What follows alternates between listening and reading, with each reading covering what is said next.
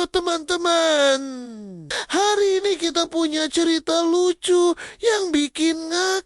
Jadi, di tengah kepulan asap ninjutsu, muncul sosok tak terduga seekor kucing kecil abu-abu yang menggemaskan. Bayangkan deh, si ninja lagi serius-seriusnya latihan, malah ada kucing kecil yang ikut-ikutan batuk. Suaranya imut banget, persis kayak lagi meniru gerakan ninja. Tapi yang bikin tambah kocak, si kucing kecil ini tersandung kakinya sendiri dan jatuh dengan lucunya. Ninja yang tadinya cool dan serius langsung kaget lihat ada kucing muncul tiba-tiba.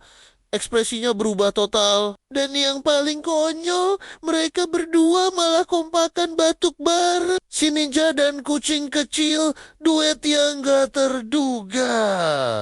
Gimana menurut kalian ceritanya? Lucu kan? Jangan lupa like, subscribe, dan share ke teman-teman kalian ya. Sampai jumpa di video berikutnya dengan cerita-cerita seru lainnya.